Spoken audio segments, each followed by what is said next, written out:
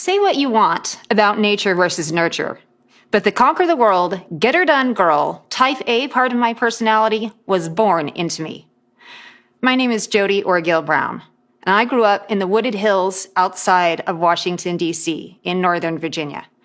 By the time I was 4 years old, I was already social, outgoing, and even comfortable in front of a crowd. I even spoke at my preschool graduation. In first grade, my teacher would leave the room and leave me in charge at the head of the class, which is exactly the way that I liked it. A few years later, I ran for student body president and lost, but later ran again for secretary, and that time I won. In high school, I was voted most likely to become president of the United States. My parents had always told me I could be whatever I wanted to. All it took was to believe in myself, work hard, and trust and have faith in God. In college, I decided to try and do the 4-year program in just 3 years, and I did. But I was surprised to find my husband along the way, because that had not been part of my plan, at least not at that point in time. And as much as Tolan and I are opposites in what seems like nearly every way, he is also my perfect match. We are so well-suited and stubborn, but we love each other and have made a wonderful life together. When our oldest son was born, I started working my nonprofit job from home, so I could love on my little ones and still have a job that would be a mental outlet for me and that would give me a little control over something in my life. By the time our 4th child was born, I was honestly living what I would deem to be my white picket fence life. Everything was the way I had envisioned from the time that I was a little girl. But then, the dizzy spells started. And I had a hard time placing one foot in front of the other as I walked down the hall. Within a few short months, headaches ruled my life. And at Christmas, I couldn't even sit and wrap presents without taking a break to lay down on the floor to try and calm the nausea and hope the world would stop spinning around me. I went to the doctor over and over and over again. And by the time I finally laid in an MRI machine, we were so desperate for answers, I didn't think anything could faze me. When the radiology tech came and told me that there was a mass on my brain, my immediate reaction was, well, that makes perfect sense. I knew that something was wrong. Now they can fix it, and I can get back to my normal life. Little could I have imagined at that time what this journey would do to me and how it could take all of the strength from inside of me. But then, a few weeks later, as I sat in a neurosurgeon's office and looked eye to eye with the physician, he looked at me and said, "In the brain, it's all about location, location, location. And I'm sorry to say, but Mrs. Brown, your tumor is in a very bad location."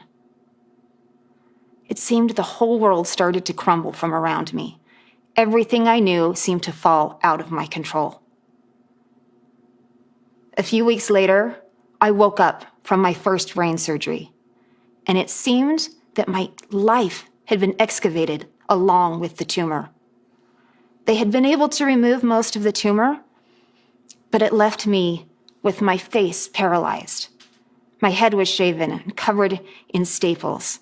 Drool was dripping from my lip. My eye was big and wide open and unable to blink. I couldn't even smile or hold food in my mouth.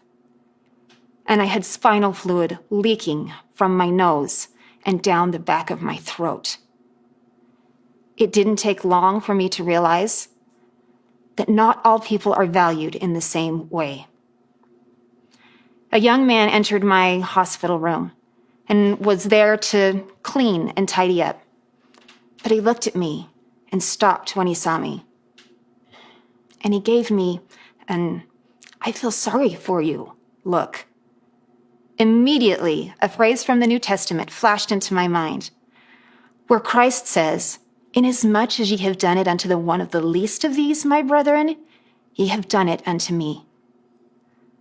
The least of these, that was for the maimed and the blind, the cast out and the sick. When had I become one of the least of these? Not me, not Jody, the conquer the world, get her done girl. I couldn't be one of the least of these. When did people stop seeing me and start seeing a body in a bed? My life was totally changed. I could no longer care for myself, my husband, or my small children. It seemed everything in my life was out of my control. That is when I learned that every interaction is an opportunity to change a life. And indeed, at that time, every interaction did change my life in one of two ways. Either it bolstered me and helped me find strength to keep fighting the battle, or left me feeling hopeless, helpless, and sometimes invisible. One day, a CNA entered my room. She did not tell me her name, only announced that she was there to bathe me. She helped me get onto a plastic mattress and wheeled me down the hall to a shower room. She shut the door in the shower room and proceeded to yank the gown from my body and drop them on the floor. Then she grabbed the shower hose and turned it on and started spraying me down with cold water. I felt all of my dignity and humanity spiraling down with the tears and the water droplets. It seemed every part of me was washing away with the water. I may as well have been a car in a car wash, a body in a bed, a name on a chart. Every interaction is an opportunity to change a life. And that interaction left me defeated, deflated, hopeless, and wanting to give up my fight. But 9 long days later, when I was still in the hospital and still fighting for my life, but finally starting to do a little bit better, I had decided that that was going to be the day that I was going to try once again to have a shower. And I had made this decision. I was gearing myself up and getting all of my energy ready for this. And then a young man walked into my room, walked across the room, and wrote his name, Lucas, on the whiteboard where it said CNA on shift. Lucas. Great. The one day I decide I'm going to take a shower and I have a male CNA. I quickly decided showers are overrated. My kids have proven that to me on more than one occasion. If I could just get my hair washed, I knew that that would give me some of the strength and energy I needed to get through another day in the hospital. So I asked Lucas, or Christy or Heather or one of the girls around on shift today, could they come in and help me wash my hair? And Lucas gave me a funny look. And he said, I can help you wash your hair. Great. Okay, we'll go for that. So I told him I would love that. He said he would come back a few minutes later. Sure enough, he showed up 30 minutes later, pulling a cart full of supplies. It reminded me more of a circus than anything having to do with bathing, but I trusted him. He came in and helped me scoot down to the bottom of the bed. And then he draped black plastic garbage bags all over the bed, up over the pillow, and cascading down into a garbage bin at the bottom, so that the water would waterfall over the bags and fall into the trash. Brilliant. He then scooted me back up to the head of the bed and told me to try and relax. I attempted to close my eyes and then waited for what I thought would be an awkward situation. But instead, he poured pitchers of warm water over my not luxurious locks, but the little tiny sprouts of new hairs I had growing back on my head. And he was very careful as he massaged the shampoo into my scalp, not to touch any of my scars or my staples or do anything that would compromise or cause me harm. He then proceeded to pour another pitcher of water over my head and then started the process again, this time with the conditioner. The process that could have taken 5 minutes, Lucas spent 30 minutes, kindly, tenderly, gently, massaging strength and humanity back into me. His every action told me he did not see me as maimed or as cast out or as sick. He saw me as a whole person, but one who was hurting. By the time we finished, I felt like I'd had a day in the spa. Lucas held little status at the hospital, but he was a man who acted with great stature, and that was far more important. His every action emboldened me to continue the fight for my life and to work hard to be able to go home to my family.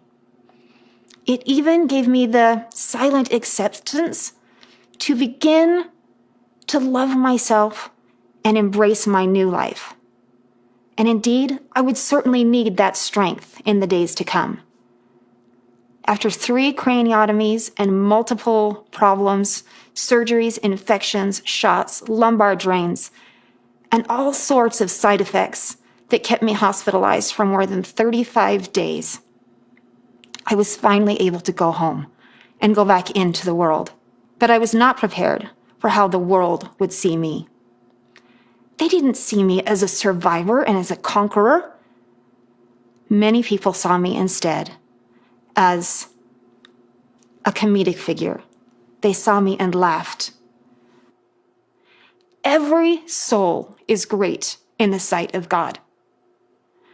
When Christ encouraged his disciples to love and serve the least of these, it was not an insult.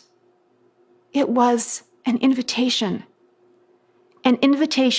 to stop seeing imperfection and start seeing the divine individuals that we truly are. When we stop screaming at each other and start seeing each other, that is when we can embrace the imperfections that we have and live our lives to the fullest every day. No matter how dark the storms of life, always remember, behind the clouds, the sun still shines. There is a plan for you. Stand tall, look people in the eyes, and smile. You are beautiful and divine by design. Thank you.